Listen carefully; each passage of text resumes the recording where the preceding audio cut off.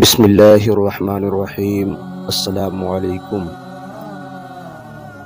مسجد اقصی یعنی بیت المقدس، جس کی پوری ہسٹری، پورا اتہاس آج کے اس ویڈیو میں آپ کے سامنے پیش کرنے کی کوشش کروں گا، لہٰذا آپ حضرات سے گزارش ہے، ریکویسٹ ہے کہ آپ حضرات اس ویڈیو کو پورا ضرور دیکھیں۔ اس پوری دنیا کی سب سے پہلی مسجد مسجد حرام ہے اور دوسری مسجد مسجد اقصی یعنی بیت المقدس ہے، جیسا کہ کتاب صحیح بخاری جلد نمبر 2 میں حضرت ابو ذر رضی اللہ تعالی عنہ کی روایت ہے کہ میں نے پوچھا، یا رسول اللہ صلی اللہ تعالی علیہ وسلم، اس زمین پر سب سے پہلے کون سی مسجد بنائی گئی؟ تو آپ صلی اللہ تعالی علیہ وسلم نے فرمایا کہ مسجد حرام۔ ابو ذر رضی اللہ تعالی عنہ کہتے ہیں کہ میں نے پھر پوچھا اس کے بعد؟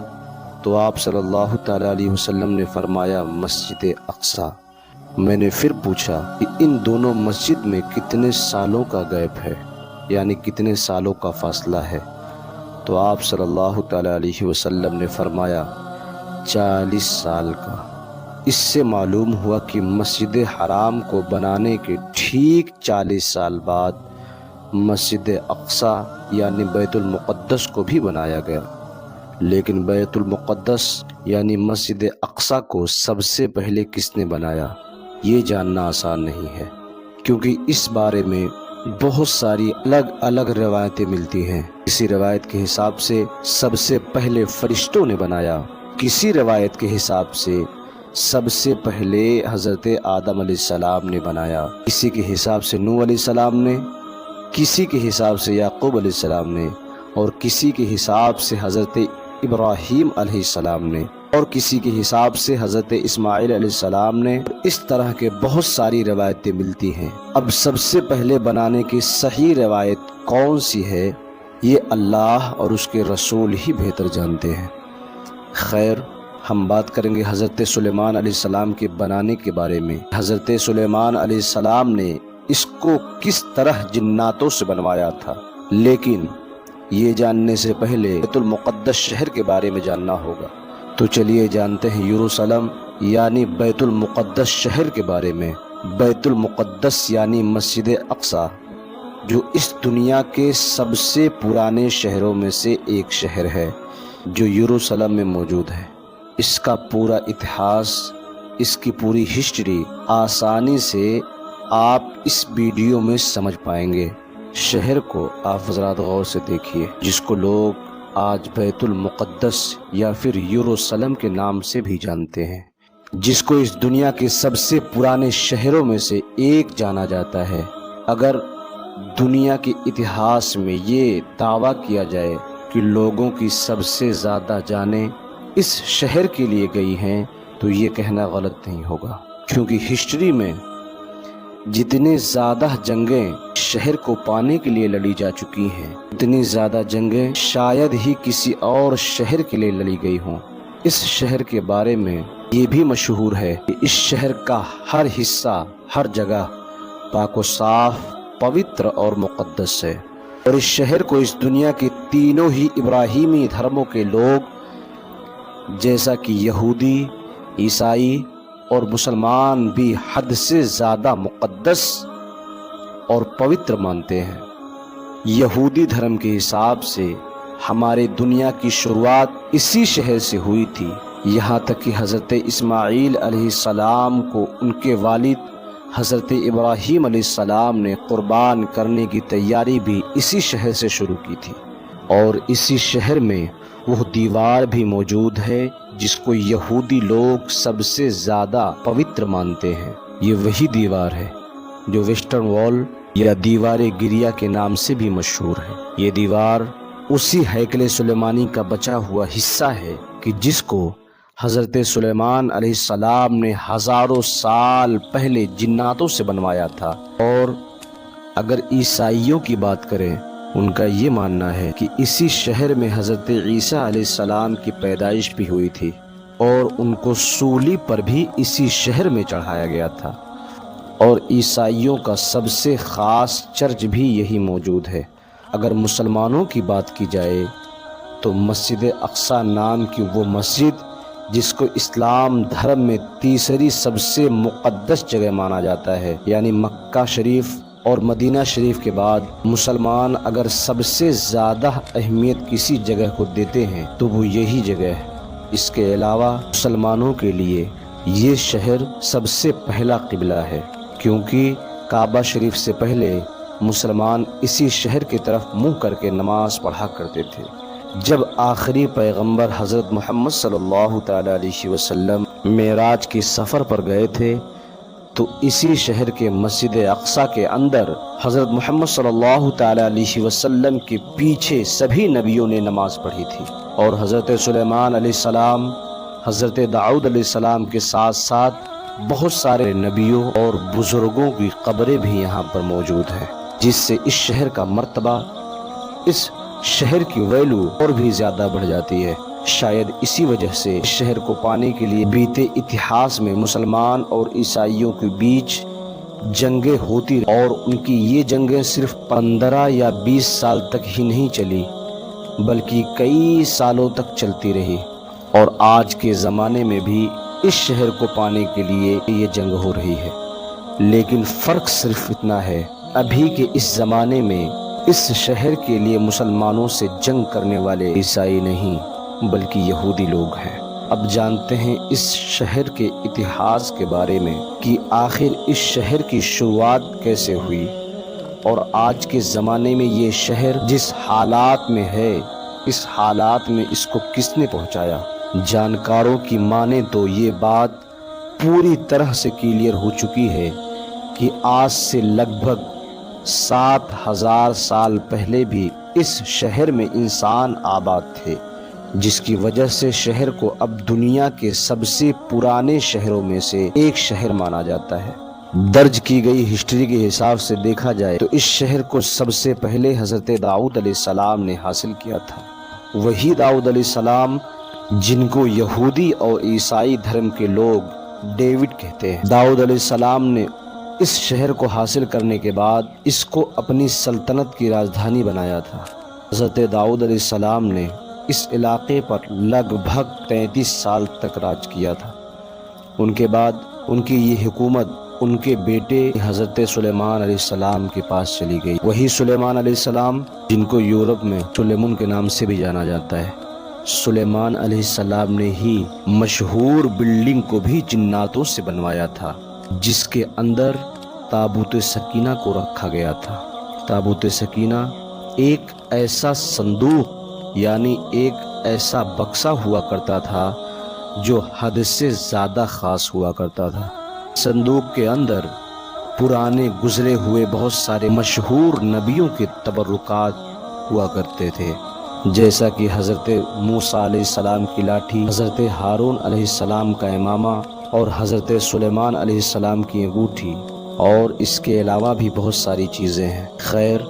حضرت سلیمان علیہ السلام کے انتقال فرمانے کئی سال بعد یہودیوں کی سب سے بڑی بربادی اس وقت شروع ہوئی جب حضرت عیسیٰ علیہ السلام سے لگ بھگ 600 سال پہلے بابل کے رہنے والے ایک ظالم بادشاہ جس کا نام بخت نظر تھا، اس کی یہودیوں سے بہت ہی سخت دشمنی تھی۔ بس اسی دشمنی کے چلتے یروشلم شہر میں ایسا حملہ کیا کہ اس شہر کو پوری طرح سے تباہ و برباد کر دیا۔ خیر، اسی طریقے سے جنگ چلتی رہی اور 100-200 سال نہیں بلکہ کئی سالوں تک،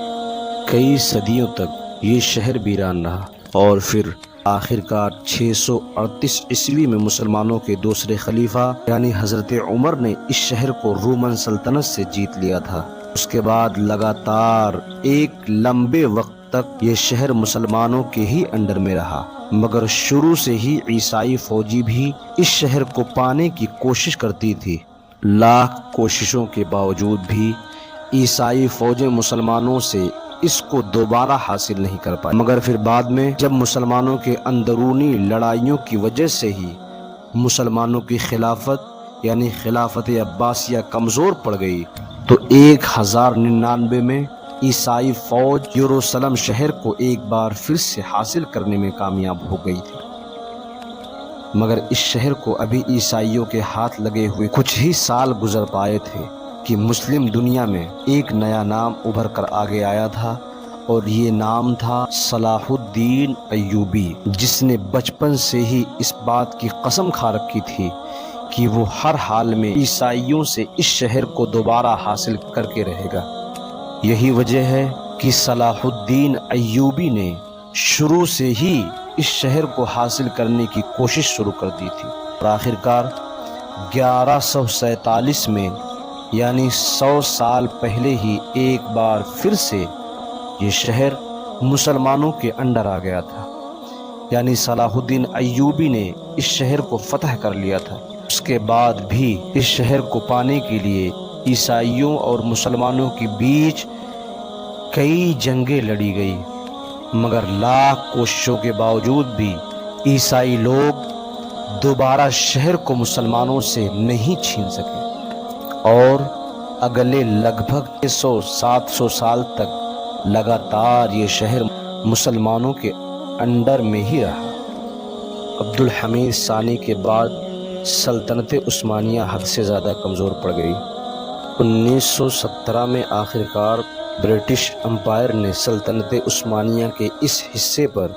یعنی فلسطین پر قبضہ کر لیا۔ اس کے بعد لگ بھگ اگلے 3 دہائیوں تک یہ پورا علاقہ برٹش امپائر کے انڈر میں رہا، اور یہی وہ پورا دور تھا جس میں دنیا بھر کے یہودیوں کو الگ الگ علاقوں سے بلا کر فلسطین میں جمع کرنا شروع کر دیا تھا۔ سب سے پہلے 1947 میں یونائٹڈ نیشن کی طرف سے بٹوارے کو منظوری دی گئی، جس کے حساب سے آدھا فلسطین یہودیوں کو دیا جانا تھا جبکہ آدھا فلسطینیوں کو، اور اس کے بعد آخرکار 1948 میں اسرائیل دیش کا اعلان بھی کروا دیا گیا تھا۔ اس اعلان کے ساتھ ہی نہ صرف فلسطین کے 2 ٹکڑے کر دیے گئے بلکہ ساتھ ہی ساتھ یروشلم شہر کو بھی 2 ٹکڑوں میں بانٹ دیا گیا۔ دوسری طرف جب باقی بچے ہوئے عرب دیشوں نے دیکھا کہ ان کے ساتھ دھوکے دھڑی کرتے ہوئے فلسطین کو 2 حصوں میں بانٹ دیا گیا، تو انہوں نے اس فیصلے کو روکنے کی بھرپور کوشش کی اور اسرائیل کے خلاف جنگ کا اعلان بھی کر دیا، مگر اسرائیل کے ساتھ یورپین مدد ہونے کی وجہ سے عرب دیش اس جنگ کو جیت نہ سکے۔ اور وہیں دوسری طرف اسرائیل نے 1947 کی جنگ میں باقی بچے ہوئے یروشلم کے دوسرے حصے پر بھی قبضہ کر لیا۔ آپ کو بتا دیں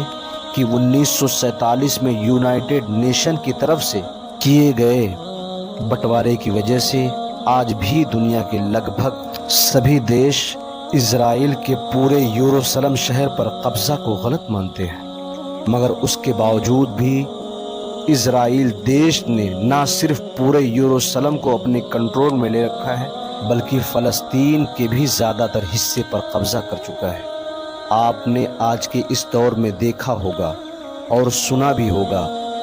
جیسے ہی اسرائیل پر حملہ ہوا تو سارے کے سارے کفار اسرائیل کے ساتھ اکٹھے ہونا شروع ہو گئے، اور اسرائیل کے پردھان منتری نے امریکی راشٹرپتی بائیڈن کو فون کر کے مدد کو کہا۔ جواب میں اس نے کہا کہ آپ کس طرح کی مدد چاہتے ہیں، ہم آپ کو ویسے ہی مدد دیں گے، اور اسرائیل کے لوگوں کی حفاظت ہماری ذمہ داری ہے۔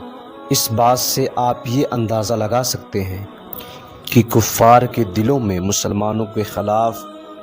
کس طرح سے دشمنی کوٹ کوٹ کر بھری ہوئی ہے۔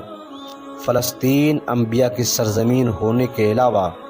مسلمانوں کا پہلا قبلہ بھی ہے۔ اب ضرورت صرف اس بات کی ہے کہ سارے مسلمان دیش ایک ہو جائیں، کیونکہ یہودی نہ صرف فلسطین پر قبضہ کرنا چاہتے ہیں بلکہ وہ مسجد اقصی کو شہید کر کے اس کی جگہ تھرڈ ٹیمپل یعنی ہیکل سلیمانی بنانا چاہتے ہیں۔